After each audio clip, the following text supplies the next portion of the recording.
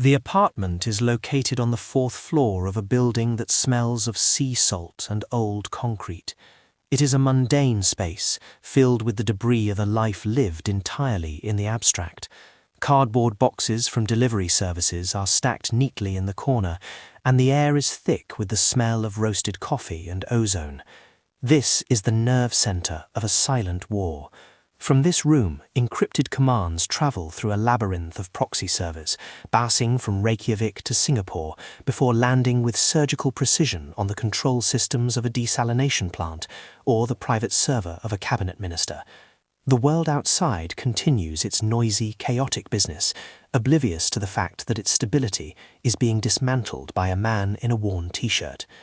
The beauty of the operation lies in its banality. There are no safe houses, no dead drops in the park, no whispered conversations in the back of a taxi.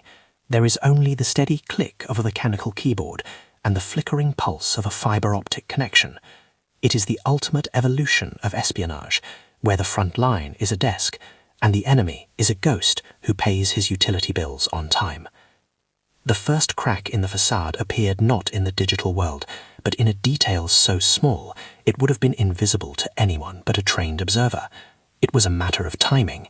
Every Tuesday at precisely 6 in the evening, the man would receive a delivery from a local Italian restaurant. It was always the same order: a large pizza with extra olives and a bottle of mineral water. For 6 months, the routine was unbroken. Then, on a Tuesday in November, the delivery arrived 4 minutes late. The man did not open the door. He waited until the delivery driver had left the building, and then he let the food sit in the hallway for exactly 10 minutes before bringing it inside. To a casual observer, this might seem like the behavior of a recluse or a germaphobe. To the analysts monitoring the signal traffic, it was a confirmation. This was not social anxiety. This was a security protocol. The delay was a check for surveillance, a moment of calculated paranoia designed to see if anyone was watching the door. The man wasn't just hiding from the world, he was hiding from a specific set of eyes. He was a professional playing a game of patience, and he had just signaled that he was aware of the stakes. The investigation began to peel back the layers of his digital identity, finding the threads that connected his quiet apartment to the chaotic networks of regional proxies. It started with a series of small, seemingly unrelated failures in the northern power grid. They weren't blackouts, but micro-fluctuations, ripples in the current that suggested someone was testing the limits of the system. The source was a ghost, a series of IP addresses that vanished the moment they were probed. But the ghost had a fingerprint. Every piece of code he wrote had a specific rhythm, a way of nesting variables that was as unique as a handwritten signature. It was the work of a perfectionist, someone who took pride in the elegance of his destruction. This signature was traced back through years of digital debris, eventually finding a match in an old academic forum where a young student had once posted a solution to a complex encryption problem. The student had disappeared years ago, officially declared a casualty of a forgotten conflict, but the code lived on, and it was now emanating from a residential block in Cyprus. As the surveillance tightened, the physical and digital worlds began to merge. Every packet of data leaving the apartment was intercepted, decrypted, and analyzed. The man was not just a hacker, he was a coordinator.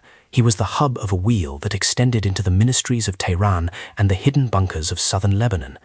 He was directing the movement of funds, the acquisition of hardware, and the timing of cyber attacks that were designed to coincide with physical provocations on the ground. He sat in his chair, surrounded by the mundane comforts of home, while he orchestrated the logistics of a shadow war. The tension in the monitoring room was palpable. They were watching a predator who thought he was a hermit.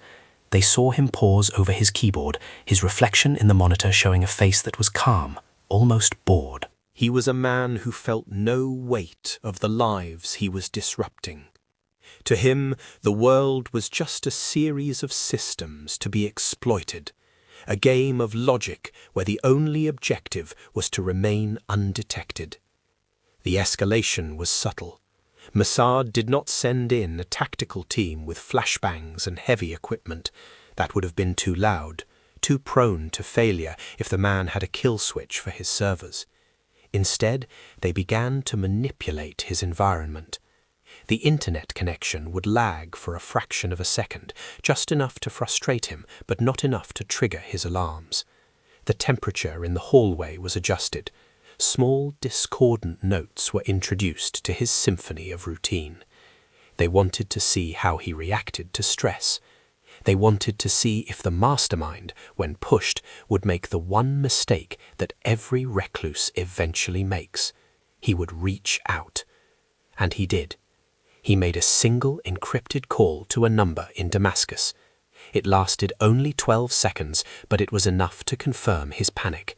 He was looking for reassurance. He was looking for an exit strategy.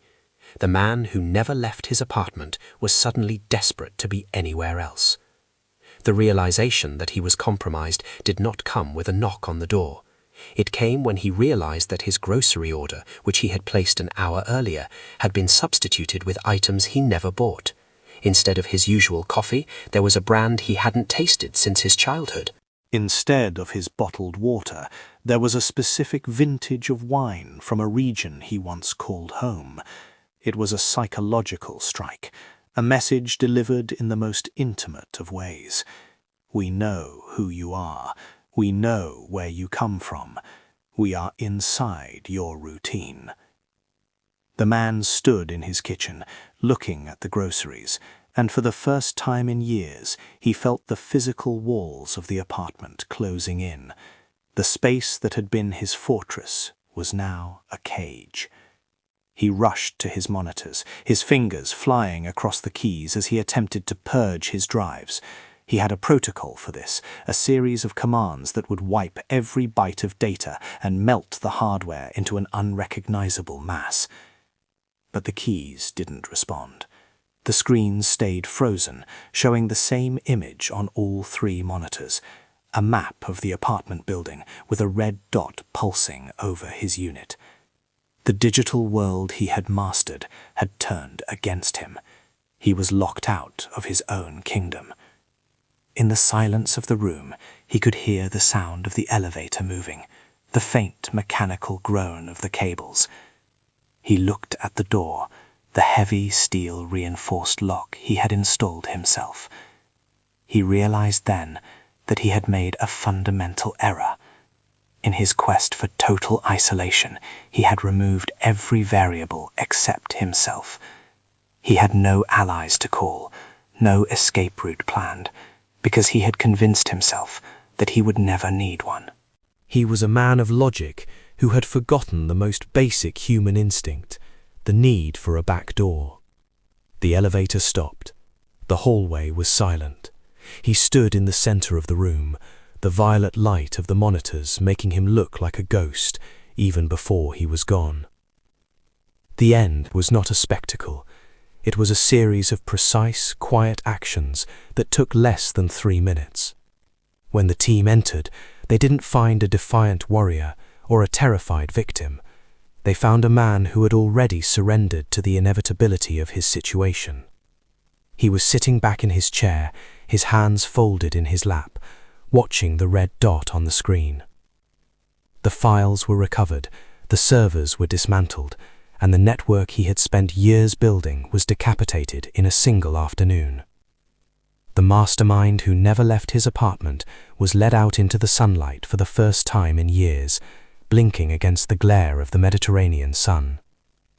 To the neighbors who saw him being escorted to a waiting car, he looked like a man being taken to the hospital, or perhaps a distant relative moving away. There were no sirens, no shouting, no drama. Just a quiet transition from one form of confinement to another. The apartment was scrubbed clean within hours, the furniture was removed, the walls were repainted, and by the end of the week a new tenant was moving in. The digital ripples the man had created were smoothed over. The fires he had started were extinguished by silent teams of engineers working in the basement of a government building. The world continued to turn, unaware that a major artery of a global conspiracy had been severed in a nondescript residential block. The mastermind was gone. his brilliant, twisted mind now a source of intelligence rather than a source of threat. But as the sun sets over the harbour of Larnaca, casting long, dark shadows across the waterfront, the lesson remains. In a world of total connectivity, there is no such thing as a closed door. The walls we build to keep the world out are the same walls that tell the world exactly where we are hiding. The silence of the apartment complex returned, the hum of air conditioners and the distant sound of traffic replacing the phantom click of a mechanical keyboard. But for those who know how to look, the signs are still there. The world is a grid of light and shadow, and for every ghost that is caught, there are others still sitting in the violet glow of their monitors, believing they are invisible. They watch the screens, they order their groceries, and they wait for the moment when the routine breaks. They forget that the most dangerous thing about a secret is not that it exists, but that it eventually wants to be told. The man who never left his apartment discovered too late that the most effective way to expose a mastermind is to let him believe he is the only one playing the game. The lights stay on in 1,000 windows, each one a potential fortress, each one a potential cage. The world is still full of invisible threats, and the most dangerous ones are often the ones that never leave home. The digital footprints he left behind were not just records of his crimes, but a map of his psyche. Every password, every encryption key, every hidden folder told a story of a man who sought power because he feared the chaos of the physical world. He was a creature of the binary, of the absolute certainty of ones and zeros. But human intelligence does not operate in absolutes. It operates in the grey areas, in the nuances of a delivery that arrives 4 minutes late, in the specific brand of coffee that triggers a memory of a life long abandoned. The Mossad analysts did not just break his code, they broke his narrative. They understood that the mastermind was not a machine, but a man with a history, a man who could be moved not by force, but by the weight of his own isolation. They played on his paranoia until it became a self-fulfilling prophecy, turning his sanctuary into a prison long before they ever stepped through the door. In the final assessment, the operation was a masterclass in the economy of effort. No shots were fired, no international incidents were sparked, and the target was neutralized with the surgical precision of a software update. The man who never left his apartment became a footnote in the history of a war that most people don't even know is being fought. His name was erased from the forums, his code was repurposed as a shield against the very people he had tried to help, and his apartment was filled with the laughter of a young family who would never know what had happened between those 4 walls. But in the quiet halls of intelligence agencies, his story is told as a cautionary tale. It is a reminder that in the age of information, the greatest vulnerability is the belief that you can truly be alone. The mastermind thought he had mastered the art of the ghost, but he had only succeeded in haunting himself. As the car carrying him drove away from the coast, he looked back at the building one last time. He saw the window of his apartment, the curtains still drawn, and for a moment he could almost see himself still sitting there, bathed in the light of the monitors. He realized then that he had been a prisoner for years, locked away by his own ambition and his own fear. The Mossad had not captured him, they had simply opened the door. The world was vast, loud, and terrifyingly real, and as he was driven towards an uncertain future, he felt the cold, hard reality of the world he had tried so hard to dismantle. The mastermind who never left his apartment was finally free of his self-imposed exile, but the cost of that freedom was the total collapse of everything he had built.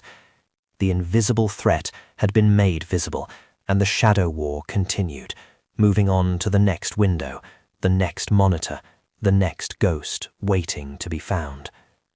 The files recovered from the apartment provided a roadmap to a dozen other cells, a network of silent operators who believed they were just as safe and just as invisible as he had been. One by one, the lights in those windows began to go out. A sudden technical failure in a data center in Frankfurt, a quiet arrest in a library in Stockholm, a misplaced suitcase in a terminal in Dubai. The ripples from the apartment in Larnaca spread across the globe. a silent wave of consequences that dismantled years of planning and millions of dollars in investment. The architect was in custody, and his blueprints were now in the hands of his enemies. The victory was total, but it was also invisible. There were no medals given in public, no press releases, no victory parades, only the quiet satisfaction of a job done with absolute professionalism and the knowledge that the world was slightly safer, for now. The man who never left his apartment now resides in a space that is even smaller, but with much thicker walls. He has no monitors, no keyboard, and no connection to the digital world he once ruled. He is a man of flesh and bone again, subject to the laws of physics and the passage of time. He spends his days in a quiet room, talking to men who listen with clinical interest to his explanations of how he did it, why he did it, and who he was working for. He is no longer a mastermind, he is a source. He is a book that is being read one page at a time until there is nothing left but the cover. And outside, in the world he tried to burn, the sun continues to rise and set, the Mediterranean breeze continues to blow, and the people continue their noisy, chaotic lives, never knowing how close they came to the edge of the abyss, or the name of the man who almost pushed them over. The final irony of his story is that he achieved his goal of becoming a ghost. He disappeared so completely that it was as if he had never existed at all. The digital fingerprints were wiped, the physical traces were removed, and the memory of his presence faded like the scent of ozone in an empty room. He had sought to be the ultimate operator, the invisible hand that moved the world. In the end, he was moved by a hand that was even more invisible, a power that understood that the greatest weapon in the modern age is not the ability to destroy, but the ability to see through the walls that we build around ourselves. The mastermind who never left his apartment remains a ghost, but he is a ghost in a machine that is no longer his to command. The world is still full of invisible threats, but it is also full of invisible watchers, and the game of shadows never ends. It only changes its location, moving from one quiet apartment to the next, waiting for the next mastermind to believe that he is the only one who can see in the dark. Every detail of the man's life had been a calculation, but he had failed to calculate the persistence of those who hunt in the silence.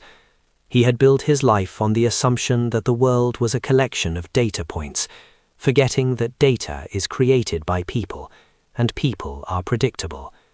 His routine was his armor, but it was also his trail. The Mossad didn't need to break into his apartment to find him. They just needed to wait for him to reveal himself through the very things he used to hide. The olives on the pizza, the timing of the trash, the flicker of the internet connection. These were the syllables of his confession. He had been speaking to them for months without saying a word, and by the time they arrived, they knew him better than he knew himself. The mastermind was a victim of his own consistency, a man who was so dedicated to the script of his life that he couldn't see when the scene had changed. The operation stands as a testament to the power of intelligence over raw force. It shows that in the modern era, the most effective way to win a war is to prevent it from ever reaching the battlefield. By identifying and neutralizing the coordinators, the architects, and the masterminds before they can strike, the cycle of violence is interrupted at its source. It is a quiet, often thankless task, performed by people who live in the same shadows as their targets. They are the mirror images of the ghosts they hunt, and they understand that the price of security is eternal vigilance and a deep, intuitive understanding of the human heart.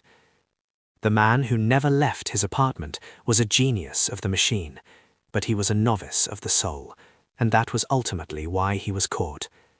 He believed that the world could be reduced to a screen, and he forgot that the world is always watching from the other side. The silence of the room where he was caught remains a haunting reminder of the fragility of modern power. A man with nothing but a computer and a chair can threaten the stability of nations, but he can be undone by something as simple as a bottle of water and a late delivery. The balance of power is no longer measured in tanks and missiles, but in the ability to process information and act on it with surgical precision. The Mastermind was a symptom of a new kind of conflict, a war that is fought in the neurons and the fiber optics, where the most important territory is the human mind. He was a pioneer of this new frontier, but he was also its first great casualty. And as the technology continues to evolve, the ghosts will become more sophisticated, the walls will become more complex, and the watchers will have to become even more invisible. The final line of the report on his capture was simple and devoid of drama. It noted that the target was secured without incident and that all relevant data was captured.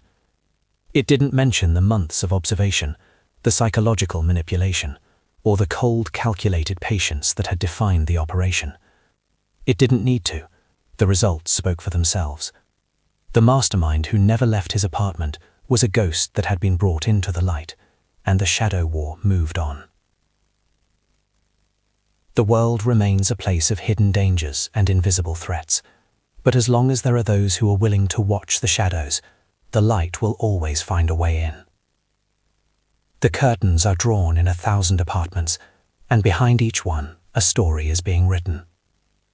Some are stories of ordinary lives, and some are stories of silent wars. The challenge is knowing which is which before the red dot starts to pulse.